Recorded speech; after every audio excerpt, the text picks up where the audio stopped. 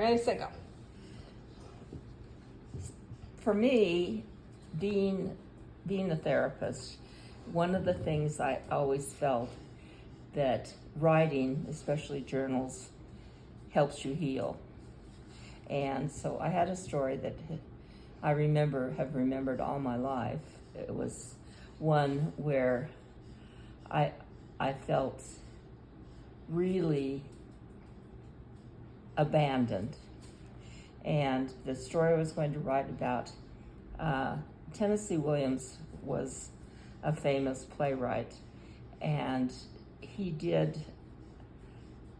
had these characters. Maud was Blanche and Maud in a Streetcar Named Desire, and at the end of it there was a statement where Maud loses her sanity, and they take her away for a sanatorium, and she said, "The kindness of strangers." And that's how I felt about these two old cowboys that worked for my father in the ranch. One of the things is that you never know until you have an experience where you realize people are more than you thought they were. These two old guys were really neat old cowboys that worked for my father. Probably one of the reasons they liked working in his ranch is he either flew in or packed in. So I think they got in trouble when they were in civilization. My brother, my father, and I were taking a trip to bring the horses back down. What they do in the summer, they let them range feed. And where is this? This is in his ranch was called Loon Creek, and so we went up one of these canyons because you had an idea where Cabin Creek, where they would find them. Loon Creek. Where is this in Idaho? This is in Idaho. It's 15 minutes by air from Chalice, and about 15 minutes from air of Stanley. And when you flew in, there wasn't an airport. You just flew down a field. Or if you drove in, you drove to the top of this mountain and you packed in 8 miles. And so it was extremely remote. But it was like a working dude ranch. So anyway, enough of the story of that. We were going to get to the horses, and I was riding bareback on a very tall American saddler horse called Olga. She was this Palomino. Well, unfortunately, Olga stepped on a yellow jacket's nest that was on the trail. And they came around, they were buzzing everywhere, and I got bucked off, but also they got bitten too. And these two ranch helpers? No, it was my father was there, right. My brother was there, okay, and myself went to get the horses. Oh, okay, I'm jumping ahead. The two people working there were still working okay. at the ranch. But so what happened is I got bucked off, and my brother and my father said, "Well, you bring the horses back," and they left me there. How old were you? I was probably 10, 12. I was in the middle of God knows where. And I had a horse that I had to go around to find a rock, an opening high enough that I could get on her, because she was and she was still pretty skittish, but Olga was a smart old horse. And I was trying to see about getting these horses back, and finally I thought, I can't do this. And so, because it was getting late, and in the mountains it can be dark at 4:30 because there's no light that gets into some of them. And the ranch horses were really smart. I mean, they were wise horses. So I turned around, riding Olga, stung a lot. to take me home. And I said, let's go home, Olga. And it was starting to get dark, and it got more and more dark. And Olga was a smart horse, because I gave her the reins because she put her nose down to the trail, so she could see the difference between the light. And so I said, let's go home, Olga. And in the interim, Alex and my brother Mark and my father had gotten home, and Tal, who was one of the cowboys, said, "Where's Joan?" And my father said, "I don't know." And so he went down. He didn't say a word to my father. Got a horse, saddled him up, and got on the horse to look for me. My goodness. And so as I was coming down, once I got to the opening where the Loon Creek was a tributary of the Salmon, Middle Fork of the Salmon River, like the river of no return.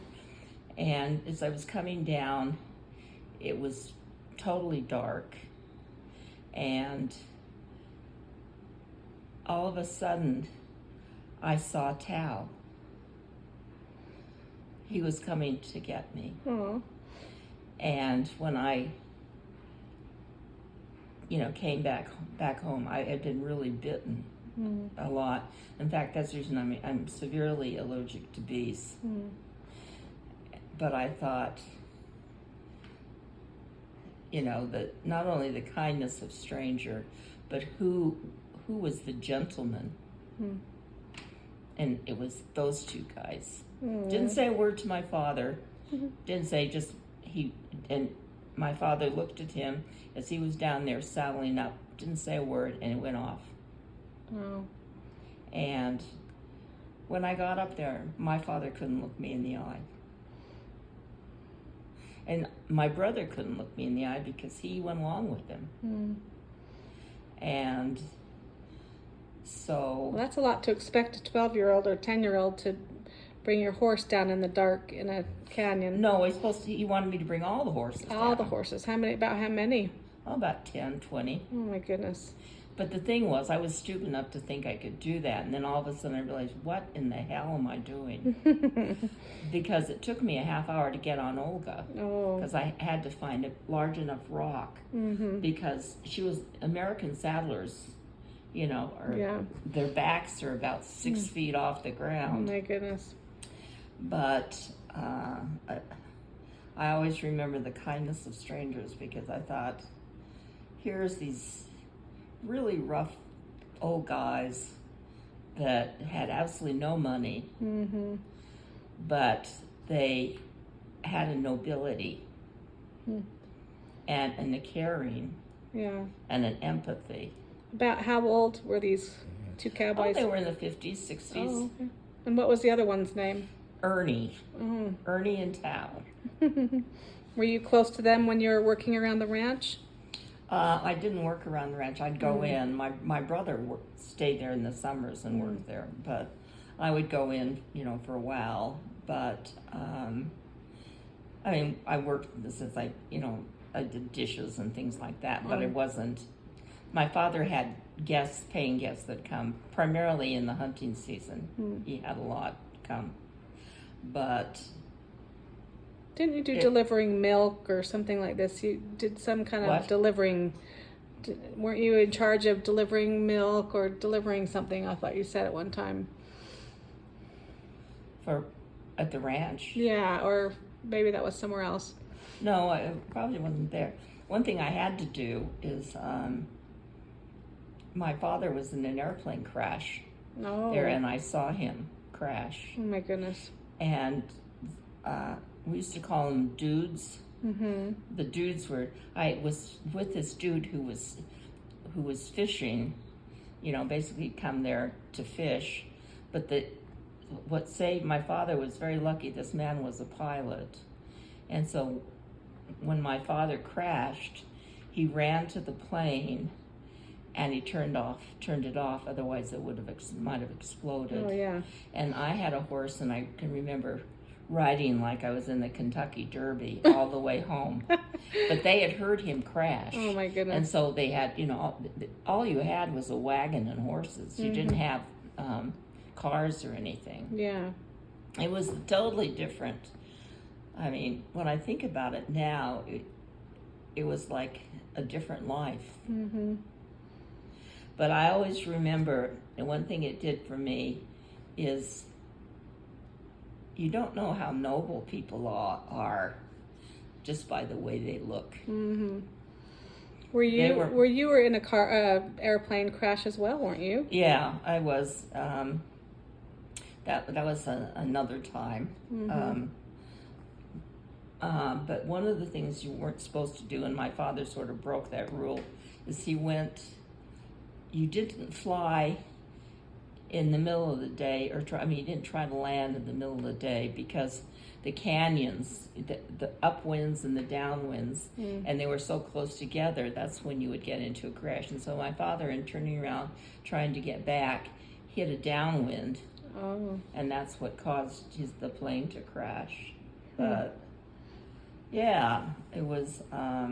Did he get hurt in that crash? Oh yeah, I broke his leg, and oh my. He had basically, because he was a doctor, he had he told him that he took some medication, some pain medication. He said, "I want you to pull my leg until it's straight." Oh my. And he said, "And I don't want you to stop until it's done. Whatever if I'm screaming or whatever, if I pass out, you must do that, or I won't ever be able to walk again." So. Wow. I've had a lot of very, very interesting experiences in my lifetime in all different ways. But I have a reverence for people like Tal and Ernie, and I have an extreme appreciation of the nobility of horses. Because she wanted to bring you home safely. She knew exactly what I was saying. She turned around, and when she finally realized what I was doing, and she'd been stung a lot too, she waited so I could get on her back. Because I didn't have a saddle. Yeah. I just had to, and I was a very good rider. It's like an Indian I'd ride. But coming down, the darker it got, the more her head would go down, and she would be sniffing she would be sniffing the trail to see the light. Wow, I find that so fascinating. Smart. Yeah, so smart. So yeah, that was a really interesting expression. Interesting experience for me. In some ways, it did something to my relationship with my father. I can imagine. Maybe even my relationship. One thing I think it did was, I realized, there's a part of it realized that a lot of times you're your only resource. So you have to do what you have to do. How did you feel? Do you remember when you were left and you were... I felt abandoned. And as it got darker and darker, I wasn't sure I was going to make it back. But then I realized if I didn't make it back, Olga wasn't going to make it back. And Olga, she didn't give me any trouble. She didn't try to buck me off. And she tried to buck me off because she stepped on a yellow jacket's nest. But I gave her full rein, and I gave her the responsibility of taking care of me. Were you a pretty mature for your age? Well, I think that makes you grow up pretty fast. Yeah. And but one of the things I think it did is that to me at that point was, I believed that you had to take care of yourself. Well, you just got right to work. I mean, you're like, okay, and the first thing I got to get up on the horse, figure out how we're going to get back, you know. And also, you know, I didn't expect my father to do that. It was really very, very cold. Mm-hmm. And when I came home, I didn't talk to him at all. Basically, he wouldn't even look at me. He was so embarrassed. Well, to have another man go and rescue your daughter, that's a little bit humiliating. Yeah. Because he wouldn't wait for me. Yeah.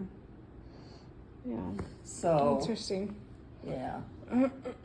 Wow. And also my brother could have said, we're not leaving until Joan can come.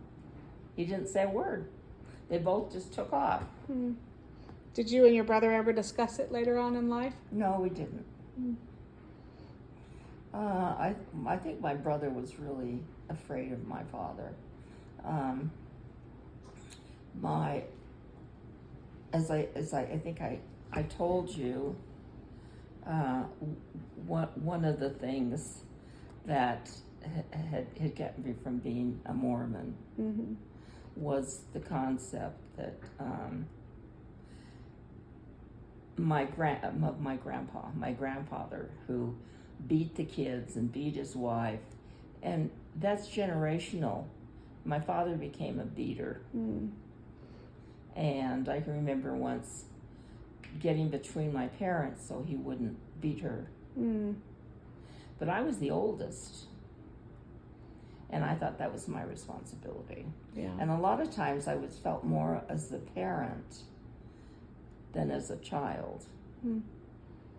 So I think that's what the experiences that's one significant experience I've had through my whole entire life that I remember. You know, that one made an impact on me. And the other one was when my sister killed herself.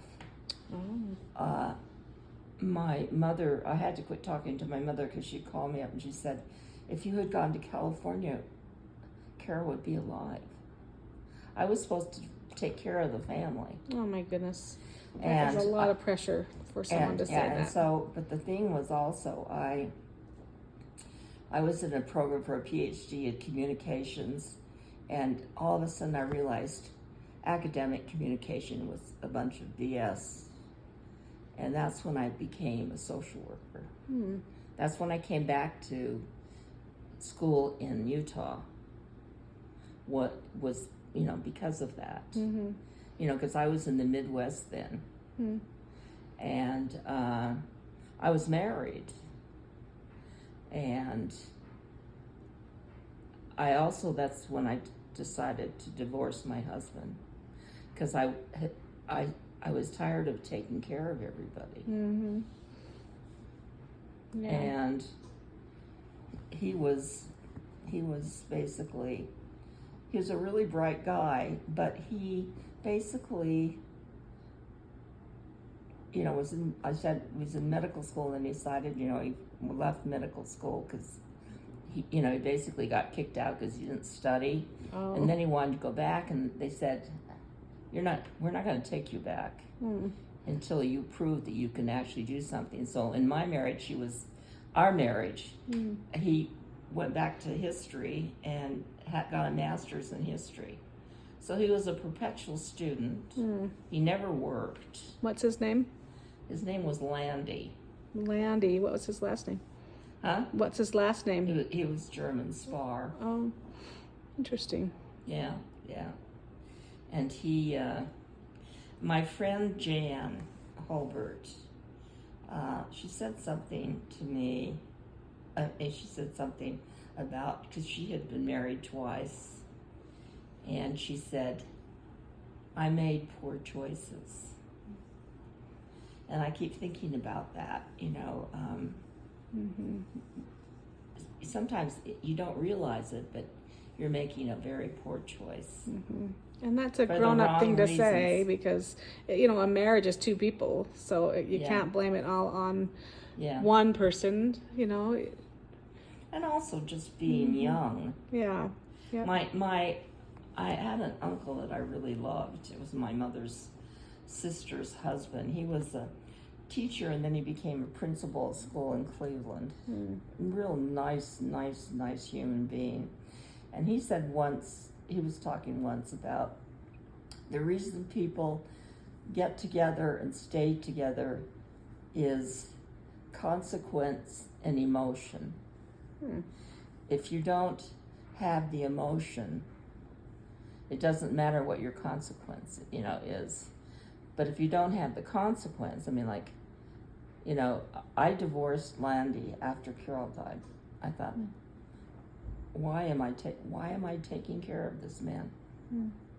He basically, he's using me. And I didn't get married again until I was, I got divorced at 29. And no, I got divorced at 27. And I didn't get married again until I was 36. I should get you some water. Okay, well, we can be done for that. That's